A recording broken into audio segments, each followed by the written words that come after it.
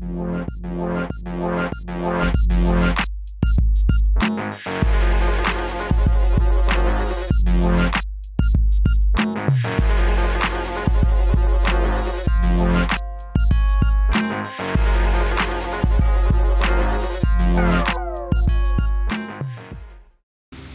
welcome to another great segment. We're here with State Representative Alyson Sullivan. As you see, we are socially distancing, but trying to do something a little bit different in order to kind of better inform the district, to kind of get folks information as they need to know it. How are you doing? I'm doing well. All things considered, doing great. And what's fantastic is at this time of year, it's great weather outside, so we can kind of be a little casual. The representative likes to have these casual programs.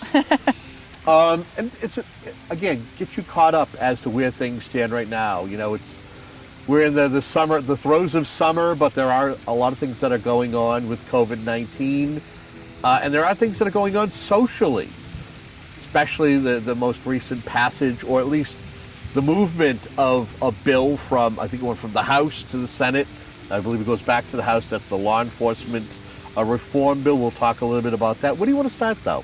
How are things with you? Things are great. You know, unfortunately, back in May, I was in a motorcycle accident, but, you know, on the mend from that, in just dealing with your own personal struggles, but then also COVID-19, the change of how it looks like to be a legislator during the COVID-19 pandemic. And also, you know, with the recent, like you said, the reforms that are going on within the police department and legislation that deals with reforms within our police department here in the Commonwealth. I know some legislators who I've had conversations with, I feel that they're pulled in both directions. There are folks who want to see the reform, but then they also know, and they're close to a lot of members who work in law enforcement. Mm-hmm.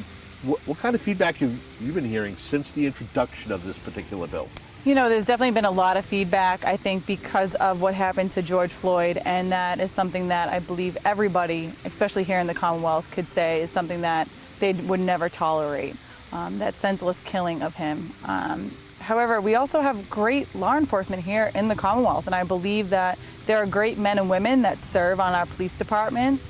And I believe we can support police with also supporting a change in justice and equality throughout the Commonwealth and in every endeavor, and not just within the police department, but across every agency, every board, you know, to make sure that there is equality for all. Speaking with people, we've had Black Lives Matter protests here in the district, both in all three towns, Abington, Whitman, and East Bridgewater. I was able to go to Abington and Whitman. Unfortunately, because of my accident and inability to stand at long periods of time, I wasn't able to attend the East Bridgewater event. However, it's that same argument. If Black lives can't matter, or they don't see themselves as an all lives matter, so they're fighting to have change to make sure that their voices are heard, and we should listen. But we also should come up with a solution that benefits everybody in the long run and not just a short-term fix. I believe there needs to be an active discussion around police reform and reform throughout the Commonwealth. However, I don't necessarily believe it needs to be something that is a process that needs to be rushed. I was very disappointed to see how the Senate did it without any public opinion or public hearing. I'm happy, and most times you'll never hear me say I support the speaker on issues, but I support him with the fact that there needs to be a public debate and a public hearing in regards to this reform bill. Original bill, I believe it was, if I'm correct in my thought process here, it was a host community bill that we passed in the House that had to do with marijuana. They filed an amendment to it to have this police reform change. Sounds like we're getting a little bit of thunder in the background. It's okay. It adds to the ambiance. So I look forward to the active discussion in the House side. You know, we're going to have a public hearing, which is an important part, an important piece to legislation to allow every stakeholder to have their voices heard and to have their voices and their opinions weighed when determining what this legislation will look like, including people of color and from minority cities and communities. I also look forward to a very active and healthy debate on the House floor regarding this legislation. What have you heard from constituents since the introduction and as it's made progress? What are you hearing on both sides. Probably more so towards. It's funny is when you hear folks talk about you should defund or reallocate police funds, and then on the other side, instead of saying defund, defend blue lives. What are you hearing? I'm hearing both sides, and honestly, Kevin, I'm listening to both sides because I think in order to have a productive debate, you need to hear both sides, whether you agree or disagree on certain issues. I believe it's important that we look at what aspects do they want to defund. Do we want to defund our domestic violence and sexual assault task force, or our homicide task force, or our gang unit task force, or fugitive task force? We're looking at some of the entities of our police department who are here to serve and protect the communities they serve, and they do a great job at doing that. But we also should look at training and improving training and having a very strong and hard baseline when training across the Commonwealth to make sure that diversity training is put in place. I know talking with local law enforcement and people within my family, it's something that's already in practice. De-escalation tactics and diversity tactics and different type of trainings that go into their careers as law enforcement officers. We need to remember that, they are a police department, but the people that serve on those police departments are citizens of their communities as well. It's also worth asking you, do you know or have you had a chance to get caught up on some of the Senate's provisions, or is that something you're going to be taking a close look at in the coming days? Right. So as soon as the engrossed language is produced to the House, is something that I'm going to be reading it with a fine-tooth comb to make sure that nothing is missed, and that we are making sure that this legislation is something that can benefit our communities as well as our police officers who serve our communities. We need to look at every aspect and how it's going to have a slippery slope. You look at qualified immunity and taking away qualified immunity and what that would do to all other entities within the public service, such as our fire departments, our nurses, our EMTs, and what type of backlash that may have. Many times you see police officers are the first ones on the scene. So when someone calls that their loved one is choking or having a heart attack, is a police officer then going to take a second guess whether or not they're going to render aid to that individual based on the fear of not having qualified immunity to be able to protect themselves from any frivolous lawsuits that may incur from that incident? You see a choking baby, your first reaction is to get that object out of their throats. But if you break that baby's ribs while in doing so and saving their lives, potentially you're opening yourself up to a lawsuit. And it's something we need to really keep a close eye on. So if folks want to, and I think I've seen you put posts out there, are you yourself advocating for folks to reach out to you, or just to reach out to any member of the House given the district, and put forth their comments and their insight? Right. Whether or not I may agree or disagree on certain aspects of this legislation, I am listening to everybody. And I think that's part of a job as a legislator, to make sure you're listening to the community you serve.